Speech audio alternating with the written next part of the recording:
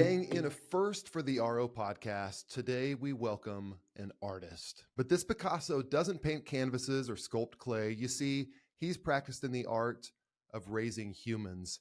He's from Tulsa, but loves the Packers, and you are going to Lambeau leap for joy as you listen to the Vince Lombardi of Peaceful Parenting. And even though it's Easter season across the world, it's Wester season on the RO podcast. So get out your bowls of cream of wheat and get ready for a belly full of parenting wisdom as we welcome our guest, Kyle Wester.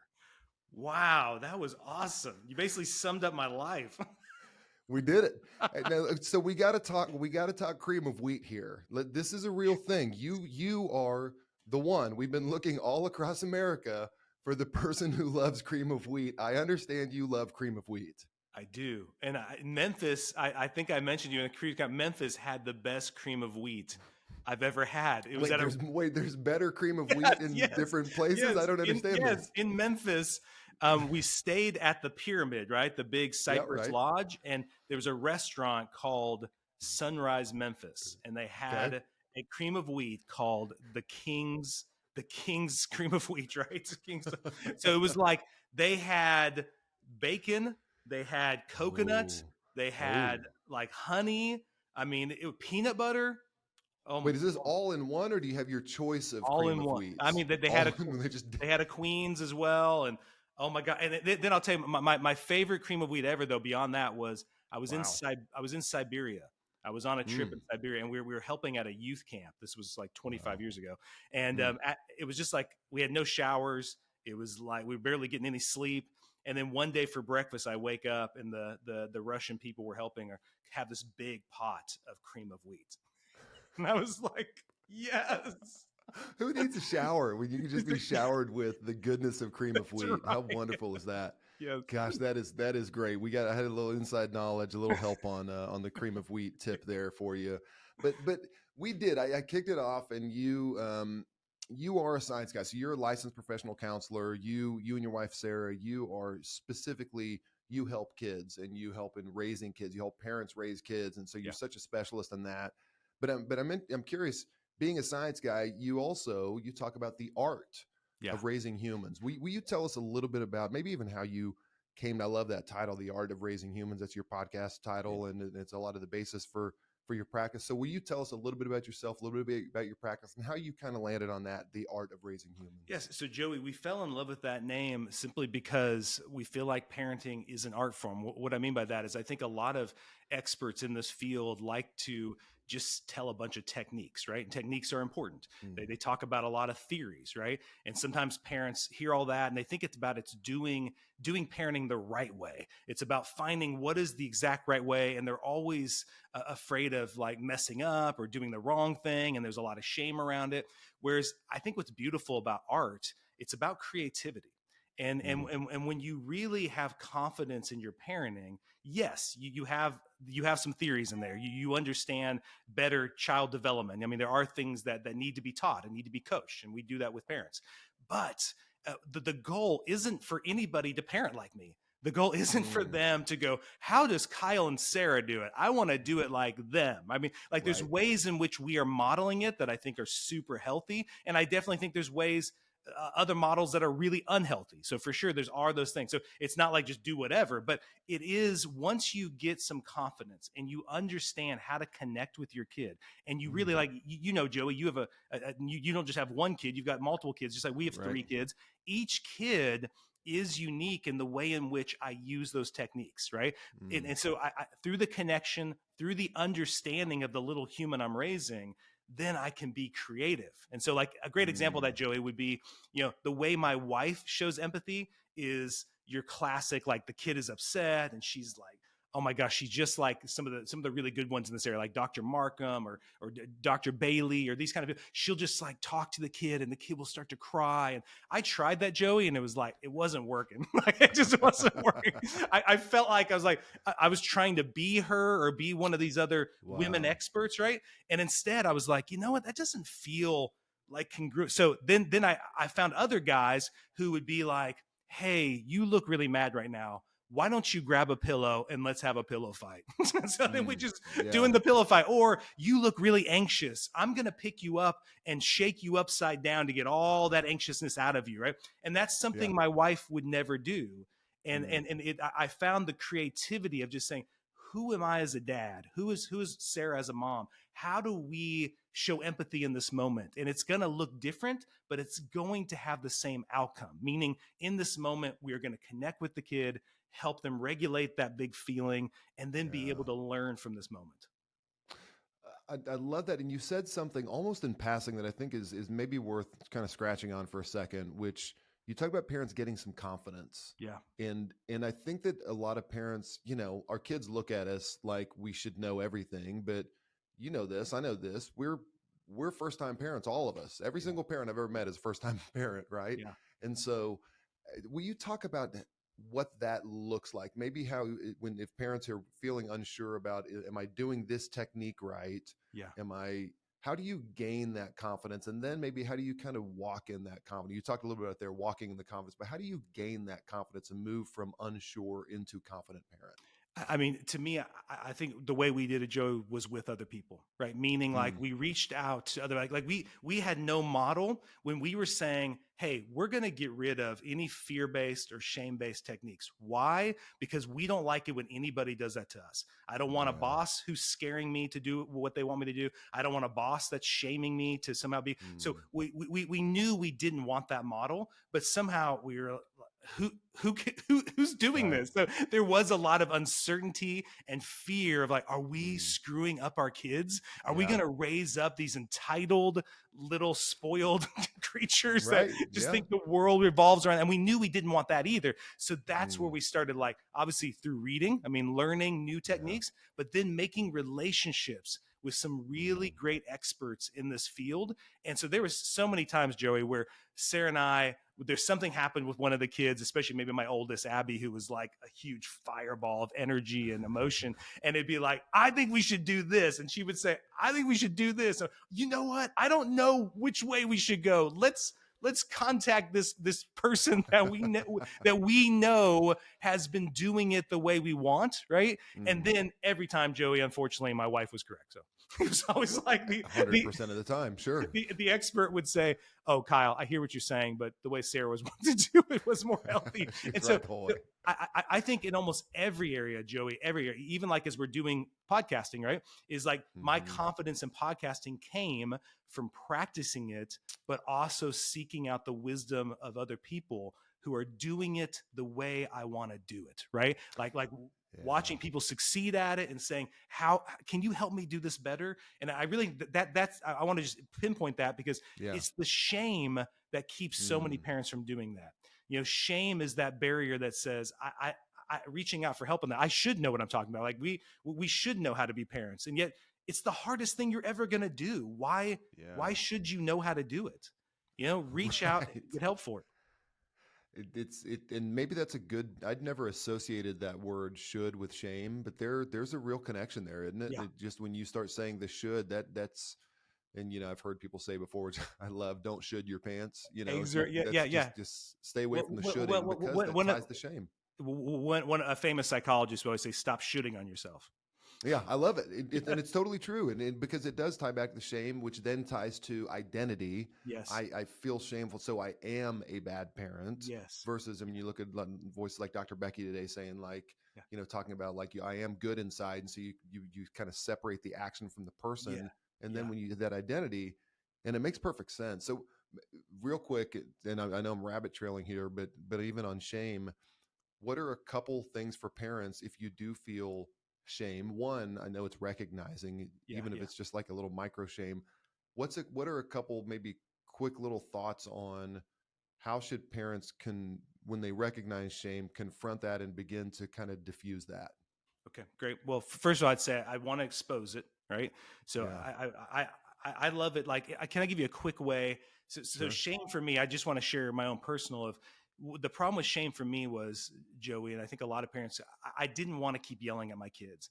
And I Yeah. found that I kept blowing up at them, and then I'd go back and beat myself up. So the shame would be like, Mm, God, you, especially in my field, like you're supposed to know what to do, Kyle. You're a freaking mm. licensed professional counselor. You Right. tell parents. So like somehow I thought perfection was so I think part of Mm, it was I needed to get rid of that goal. Being a perfect parent was not the goal. So that helps get the shame out, right? Then yeah. the next thing I got to start telling myself, and this isn't to excuse at all the mistakes, but you're doing the best you can, Kyle. Yeah. You're doing the best you can. There was that component, right? But then there's a third Mm, component that a lot of parents don't think about. And this is a real vulnerable thing to do, Joey, is what happens with shame is not only does the shame cause me to pull in more into myself and actually make it more likely I'm going to act the way I don't want to act, but then the shame goes on my kid too. Because when mm. my kid sees me yelling in that way, the kid will say, I'm bad. I must have done something Wow. wrong, right? I mean, even speaking for Dr. Becky, I saw a TED talk she did last year where she quoted a psychologist who he has this favorite quote where the kid says, I'd rather be a sinner Mm, ruled, living in a world ruled by God than live in a world ruled by the devil. And that was wow. a really powerful quote because that's what a kid will do is the kid is actually feels safer to believe they're the bad one and you're the good one. So, Oh. so I know, isn't that powerful? I know, Oh, I mean so that just let me, that hits you. yeah, Wow, they feel safer yeah. believing they're the bad one. Yes. Oh, Yeah. Because if you are, that's a scary world.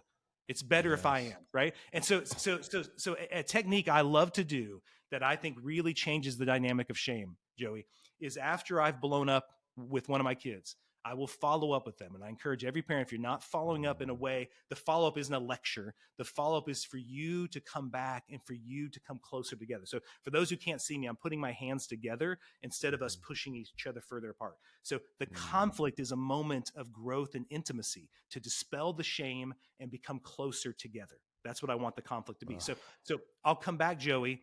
And when they were really little, I would say to them, when they were like 7, 5, whatever, 3, I'd say, hey, when I got mad, was my anger about you or about me? mm, And 100% of the time, Joey, they would say about them. And mm. I would say, hey, let me tell you something. My anger is never about you.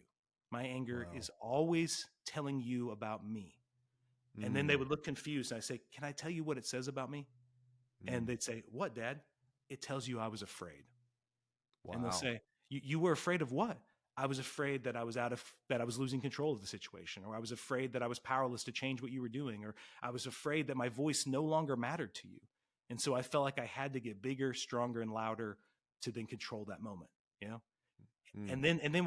And then the kid would look at me and say to me, but Dad, you don't need to be afraid. Like, actually, you don't need to be Wow. scary. When you get big like that, it actually makes it harder for me to hear you. It makes it, harder for me to do what you're asking because I'm so worried about you getting more mad, you know? And so just doing that conversation on a consistent basis, it was really one of my proudest moments was when I said to my Wow. youngest, who's now 7, I'd say, Ellie, when I got mad a minute ago, was that about me or about you? And she goes, totally about you, Dad.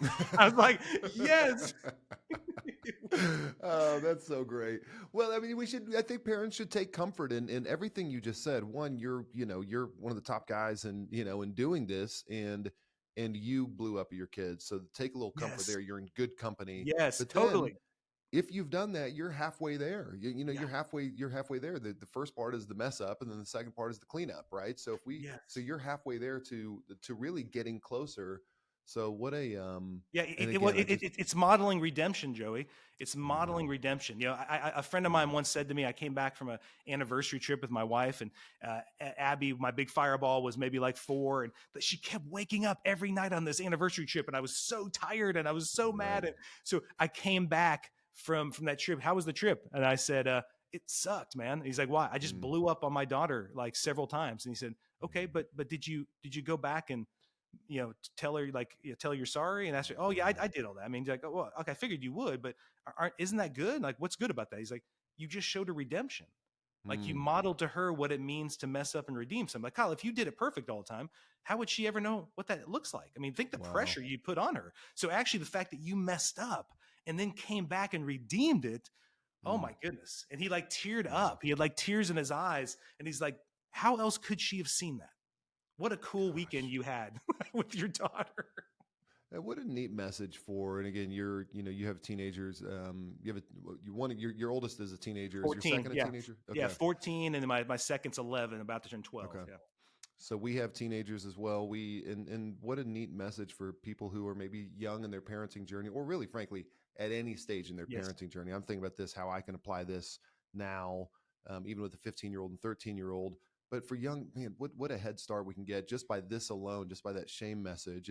Yeah. And it goes into, I think it goes into these 4 parenting styles you and Sarah Yeah. talk about in your podcast, which again, I'll side note, your podcast is terrific. I mean, it's Yeah. just, Thank it's you. meat and potatoes, just great stuff for parents to listen to, 30-minute chunks. So I'd encourage everybody to listen to the Art of Raising Humans.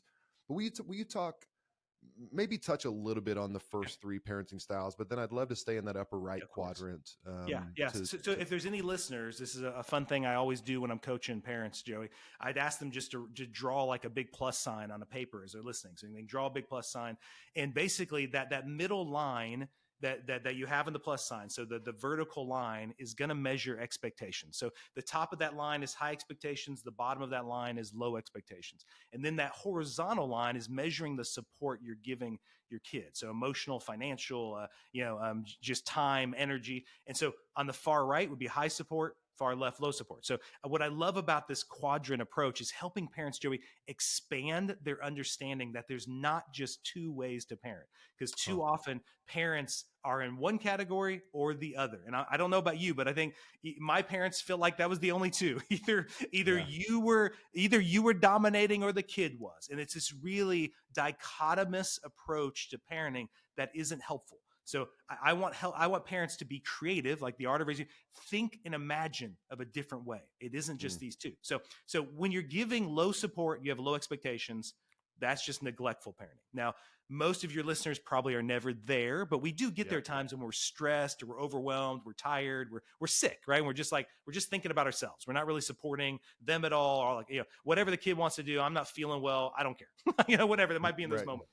Then the top left is where you have high expectations but low support. That's the authoritarian model. So there, the parent has all the power, and they're the ones kind of dictating where we're going and what we're doing. And a good example of that would be the captain from The Sound of Music.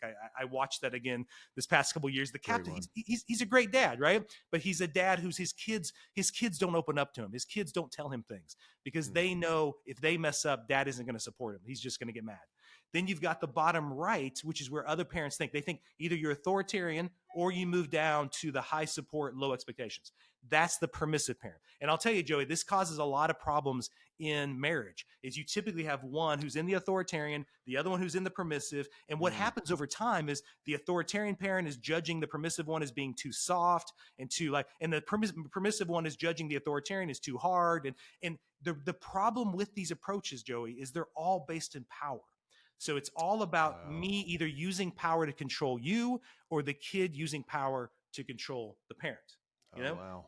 And I want to get out of that, not because there's not power, there is, but the difference in this approach that we do is the power is always meant to help you. It's always meant to be for you. And I know I want your listeners to hear this because lots have never thought about this. It's the same in marriage. Like you can have a neglectful marriage. You can have an authoritarian approach in your marriage. You can have a permissive approach.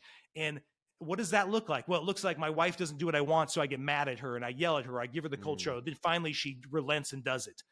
That's not healthy, right? So I don't think anybody or the other side is the wife or the husband who's secretly resenting their spouse for not doing the things they've asked. And they're just like, oh, I guess this is just the way it has to be. It doesn't. Because no healthy relationship is based on power dynamics. The power is always meant to be used to help, support, guide, teach. That's what the power is for. So I don't want my kids to ever think I am opposed to them or against them. I am always for them.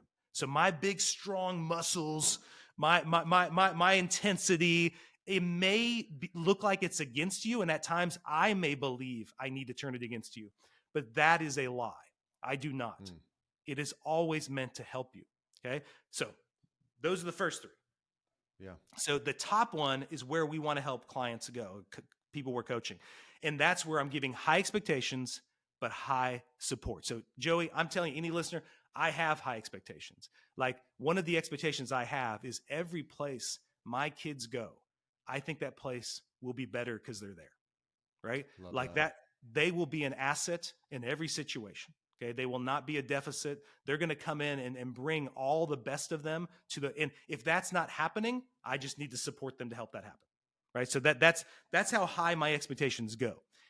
But in that approach, and you could call it a lot of different things. You could call it peaceful parenting, which I've been trained in that. You could call it loving guidance, which is another expert. Something we're kind of playing with. So I kind of like the idea of inside out parenting, which is really like then instead of focusing on the outward in, I'm focusing on helping the kid from the inward out. But whatever you call it, Yeah. some people call it authoritative. It doesn't really matter. But the point is, we're focusing on what is the expectation and how am I supporting the kid to get there. So in marriage, Joey, that's a simple example. If I yell at my wife could yell back at me and say, "Don't yell at me." Or my wife could say, "Oh, Kyle's just mad. I have to take it." Or she could say, "Hey, you look like you're mad. You don't need to yell at me to express that." Okay. So I'd really like to have a healthy conversation where we keep our voices low. And if we can't do that, let's just take a break till we can. Wow. And you see how in a marriage, my wife doing that, that's supporting me. Like Yeah. she's calling me to be a better human being because she knows, Joey, I don't want to yell at her. Like I actually want to talk to her, but in that moment, I'm letting my emotions get the best of me. So with a kid, it's the same thing. Is I basically think when there's a conflict, the conflict is only happening, Joey, because of the expectations I have. So there is no conflict with my kid if I don't expect them to do something different. So that's a beautiful realization because then that means I have the power to change the conflict. You know? And so now what I can do is I can go, how am I supporting the kid to do the thing I'm asking them to do? Have I equipped them? Wow. Do they have the confidence? You know, are they too confused or discouraged to do the thing? So when I'm in that top quadrant, it's all about me discipling my kid, coming alongside my kid, and us co-creating that moment together. It's not me demanding, it's me inviting. And you think if the lesson in resilience that happens with the kid here, because they do feel empowered, then if you're supporting them and you're coming alongside them, it's not as if, we want to, naturally, any of us, we want to rescue our kids from difficulty. We want to rescue our kids from so even if this is just a third party conflict versus us being the ones that initiate a conflict, just a third party thing, something happening at school, for them to believe, hey, you have valid feelings here. Yeah. I'm going to come alongside you. I think that I'm going to support you towards this, and they feel like they can do it themselves rather than us rescuing it. What a powerful thing for them to know they can do it, right? But that's discipleship, Joey. You just described Yeah. discipleship. I mean, discipleship, and I don't know if your listeners have ever thought of this, but that's the root word of discipline. So the root word of discipline is disciple. So in our culture, all too often that word is co-opted, and it's really what they're saying is punishment. Okay. And so when they say discipline, they mean punishment. Well, that's not discipline. Discipline is discipleship. And if your listeners can take a moment and think how different, like if I say Abby needs to be discipled or we need to discipline Abby, it just has a different feel to it, and really discipleship can only be done with a person getting the invitation and then taking your hand and saying, I want to do it with you. And so the relationship has to be good in order to invite them. So that's why lots of parents lean towards punishment. One, it's all they know. But two, because if they did try to do the invitation, the relationship has been so broken that the kid doesn't trust it. The kid believes that they need to be punished to make them do good. And that isn't how it works. Like actually them doing it with you and trusting that you're for them, that is going to make them do better. Wow. I mean, that's a lot to process there. That's a pretty amazing concept and by the way, punishment is a heck of a lot easier too. I mean, it just as a parent, it's very easy to punish versus taking a step back. How can I disciple here versus discipline? Well, Joe, I want to say one thing that just delves into it is you love sports, right? You like sports? Mm-hmm. Yeah. I love sports. Okay. So think about a really disciplined sports team. It's not a team that we think the coach is punishing them all the time. Yeah. It's a team that knows who they are. They know the game they want to play. And it doesn't matter what the ref is doing or what the other team is doing. They show up and they Yeah. do what they intended to do. So that to me, going Mm. back to the high expectations, that's what I want for my kid. Is discipline is a gift you give to the kid by helping them be self-disciplined, not externally controlled, but instead them being internally controlled. So any situation, no matter what the circumstances, they Yeah. have the tools and know how to be the human they want to be in that moment, Mm. just like the team. So that's the beauty of the discipleship Yeah. model, where you're coming alongside. Every moment is a moment to do it with you. I'm not against you. And then what's cool, Joey, then they see the whole world as opportunities to say, oh, I need some help. I have no problem. There's no shame here. I'll reach out and say, could I get help from you? Or I I need like help from that. you, right? Because Which is fun. yeah, good. Well, which is funny because it's full circle. You said that's how you became a good, confident Yes. parent, was by going and getting help. And so you Yes. established that practice very, very early. And so they Yeah. can establish that practice now. And then it's going to be a lot easier when they are first time parents someday, because they will Yeah. be, and they can go ask for help when they need it. Yes. Yeah. Because the goal isn't for them to know everything or for me to know everything. It's to know here's what we know. We love each other and we're for each Yeah. other. And I Yeah. want to help you. And that's enough. And once we know Absolutely. that, then I can reach out my hand. You can take my hand and we can say, let's go. And then what's really cool, Joey, is in those moments where I'm needing to do some discipleship, maybe my kid has done something. We need to have a conversation. If I reach my hand out and the kid doesn't take it, well, that's a sign to me that something's broken in our relationship. So I need to Yeah. go back. I need to connect better. I need to spend more time, be more intentional with them, because somehow they don't believe I'm there to help them. Yeah. Will you take this model and will you overlay on this? And you have a 14-year-old, so you're probably in the throes of this. Will you overlay when it comes to, and this is just the biggest battleground in families today, as Yeah. we all know, is phones. When Yes. your kids are getting a phone, technology is the biggest battleground. It's overtaken drugs, sex, and alcohol is the biggest battleground in families. Will you overlay Wow. smartphones and Yeah. technology onto this quadrant? Totally. Yes. Yes. So you think like the authoritarian model would be like, hey, you're getting a phone. Let's get a contract written out. And if you mess up this phone, then you're going to get it taken away and it'll be this long. So there's this very much like it's parents' job to control the kid to be healthy with the phone, right? So, and I'm using particular line. The goal here, even for that parent, is they're thinking they want the kid to have a healthy relationship with the phone, but it's still the parent's job to control the kid to do that. And do you think, I don't mean to cut you off, do you yeah, think that comes from lack of confidence and fear? The totally. authoritarian is what you do. That's how you act when you're fearful or you lack 100%. Yeah, confidence. no, it's so good. Yeah, for those who are watching video, you get closed hands. So when I'm scared, I move back to the most primal thing, which is power and control. So I'm gonna, if my personality tends towards that, when I get afraid, I get controlling. Great. Now other people move to the permissive, and it still blows my mind, Joey, how many parents just hand their kid a phone and they're like, "See ya, like, have fun with that," and they're just like, they're constantly like, there's so many times where I've seen kids at my office in Tulsa, and I try to help parents with this, where the kid is 8, 9, 10, and the parent will come up to talk to me, and the kid will say, "Mom, I need your phone. I need your phone." And the mom will just give the phone. And I'll say to them, "Hey, well, once we get to my office, how come you gave the kid the phone?" "Well, he can't handle it down there without it." "Oh, I think he can. Like, actually, there's a lot of fun things down in my office that he can do. I think you need to trust him. Like, I think you need to be able to raise that. So how about we try it next time?" And I'm not just going to leave the kid there. I'll guide the kid. I'll say, "Hey, what would you like to do while mom and I are up there talking?"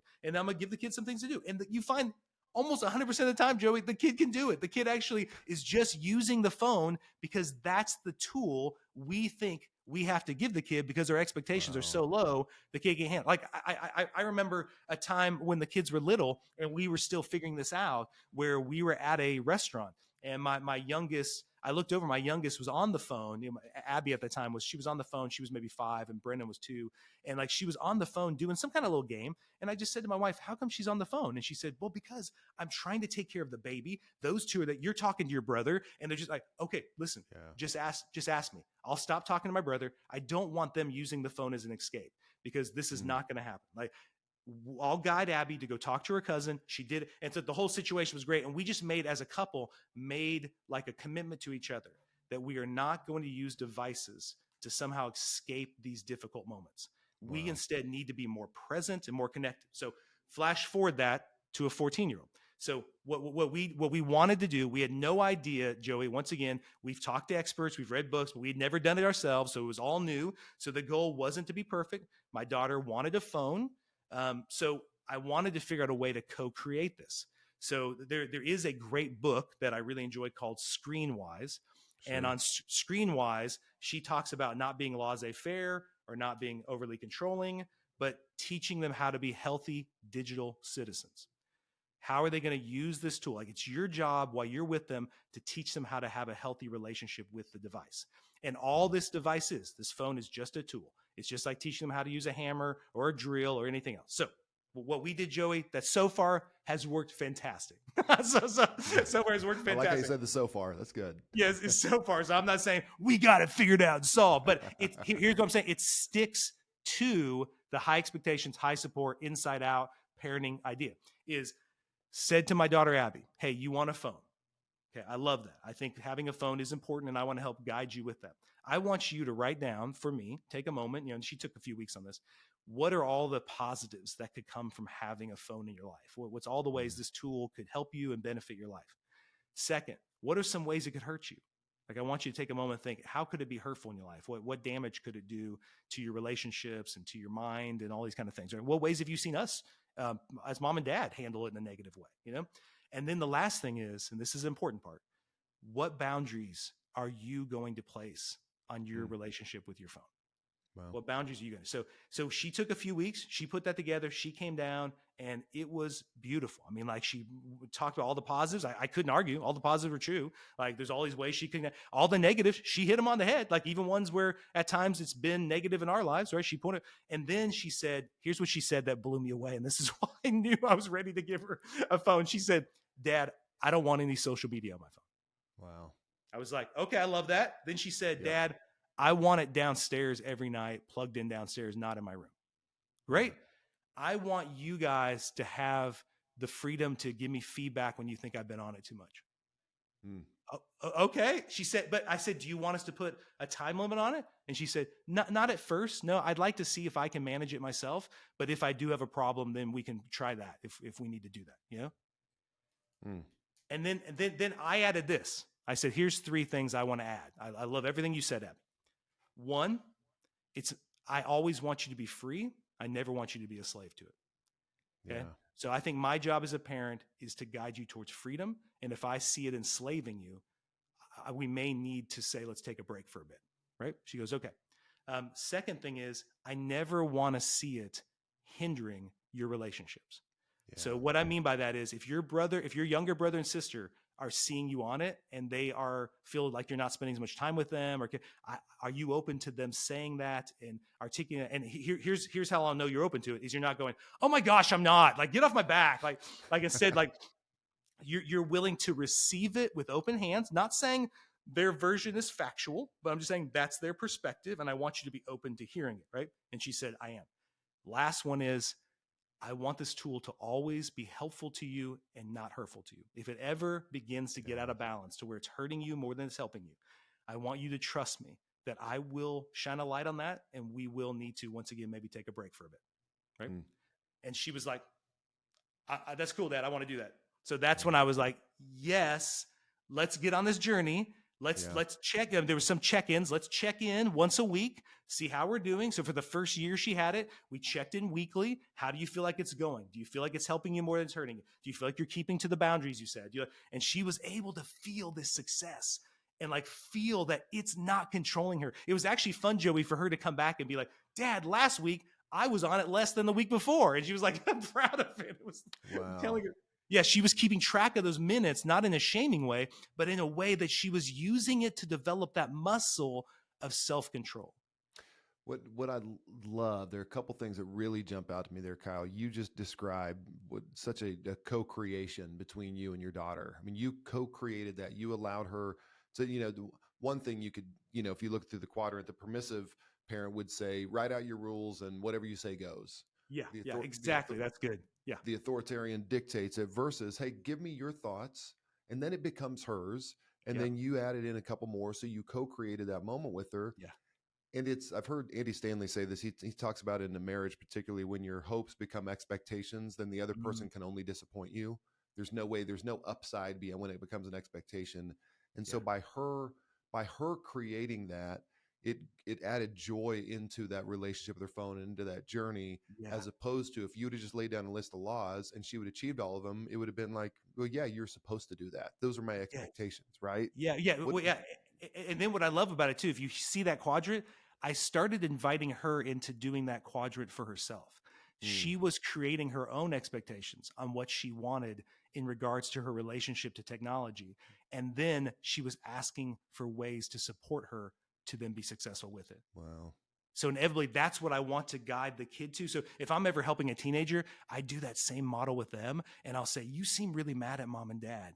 I think Mm, you're mad because you have expectations on how you, oh, I do. And I don't want them to do this. Okay, I agree with you. Yeah, but how are you supporting them to be that kind of parent with you? mm, Right. So I'm inviting the teenager in that so they realize they have power not to oppose the parents or just give in to them, but to actually support the parent to be the parent they would like them to be. man, that really sounds a lot like art to me. I mean, it sounds like there's the little bit of the scientific framework. When you have that down, then you can get creative and you can be artful about it. So this ties into, I want to close out with a talking about connecting with our kids. And I think this Yeah. really ties in a bunch. How to connect with your kids. A lot of us as parents, we don't, we have different styles in doing that. Sometimes when we miss the mark, but I want to specifically talk, as we're on the topic of tech, I want to talk about the distracted parent. So kind of Yeah. what we're normalizing as parents, knowing that our kids, maybe let's just set a baseline. Let's just go ahead and assume that our kids want to connect with us. Yeah. So how will you describe a little bit of this? You talk about the multitasking parent, the Yeah. distracted parent, the I Yeah. only do what I want to do parent, and the intentional parent, which is the good one. Will you talk a little bit about the distracted parent and how we segue over into becoming the intentional parent? By the way, side note, you have a great Facebook video on this, a Yeah. post that really illustrates it beautifully. So I encourage people to go check that out. But Yeah. that's a long enough question to say, will you No, walk us no, it's through when it great. No, comes to no. tech, that distracted parent and then shifting into the intentional parent? Well, Joe, I want to say it a little bit more firm that I don't Mm, just assume they do. I know they do. Like I know wow. kids want to connect with their parents. Mm, I've talked to thousands of kids for the past 20 wow. years as I've been working with kids. And I am so surprised how even in the really conflictual moments that when you really get to the heart of the kid, even the kids that are saying, I don't want to connect with my parent initially, you find it's because they don't believe their parent actually wants to connect with them. Mm, And many times they'll point to all these times where they prioritized the device over them. Like mom and dad will come home and immediately just veg out with the phone or get on even a video game and they're not intentionally making time for them. So the kid, the shame comes in there. I think as all of us would. I mean, think about, once again, I just related to marriage, Joey. If my wife came home every day and she's on her phone and disconnected from yeah. me, I've sat there. Like there was a time in our marriage where my wife was like, she'd be on the phone. I would sit there and watch her and be like, why does she think, why didn't she like talk to me? Why didn't she like reach out and say, Kyle, how was your day? Why? And so at first I'd and they'd be like, Kyle, just chill out. Like, just go talk. So I'd say, honey, hey, I feel like you've been on the phone a lot lately. What are you doing? She's looking at me and say, I'm ordering groceries. And like what was funny how I was projecting onto her because really Yeah. I would have been just reading sports stories.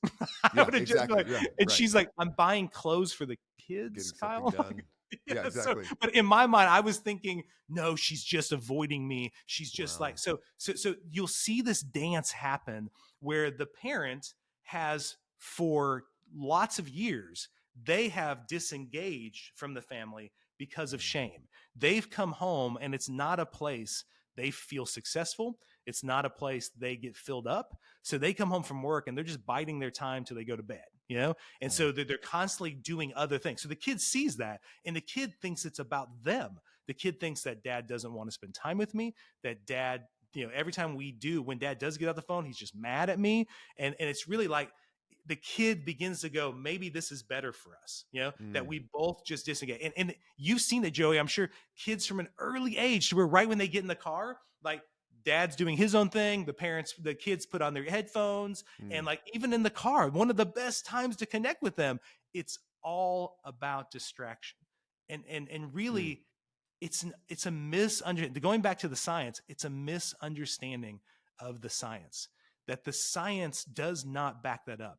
that distraction does not energize you. It does not fill you, right? And so if I could, Joey, I'd love to tell you that kind of moment that I shared with you a few weeks ago, the moment where Yeah. this really changed me, where I was that distracted parent, where I came home and I had two little kids and I was spent, Joey. I was tired.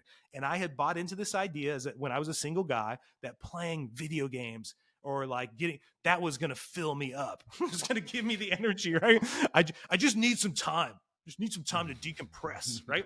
And so I came home and I felt like I was really intentional. I came home and I just play FIFA because FIFA Right. was a game that it was 15-minute games and I felt less shame about that. But I would Yeah. come home and say to Sarah, "Hey, Sarah, I just need to play a couple, games on FIFA. I'll be ready." Right. So she'd be like, "Okay." She's a sweet wife. She's like, well, "If you need to do that, you do it."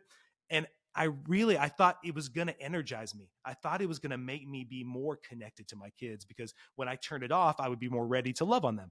But that's not what happened. Yeah. Is that I just was more tired. I was more annoyed after I got off because I wanted to keep playing the game, right? And it's the same thing our teenagers feel and our kids feel when they get off, right? And Mm. so instead, I decided to believe in the science. I decided to say, I'm just going to trust this. And here's what the science says, Joey, is if you want energy, you get it through connection. If you Mm. want to feel more peace in your life, you get it through connection. And Dr. Becky Bailey, with conscious discipline, she talks about 4 ways to specifically get joy juice in your Mm. relationships. And she says neurologically, we're wired to feel more joy with people when we include touch, eye contact, being present, and being playful. And so I just decided to say, hey, I'm going to put away the video game. I'm not going to come home and be distracted. I'm not going to buy into this lie that somehow I need to decompress by disengaging the very people who love me the most, that the very people I'm doing all this work for.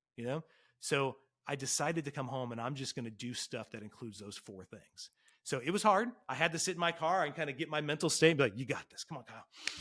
Take a deep breath. Like, come on, bring the energy, bro. So I walked in, I'm like, hey, kids. And I immediately started like roughhousing, playing. Sometimes, I mean, Joey, sometimes it even looked like me. I was so tired. I'd just be laying on the ground and letting them crawl over me, right? And just Right. letting them crawl. Like, but my wife was much happier because my wife Mm. now wasn't trying to do dinner, like trying to like Yeah. take care of the kids. She was like, oh, cool. This is great. Help my marriage.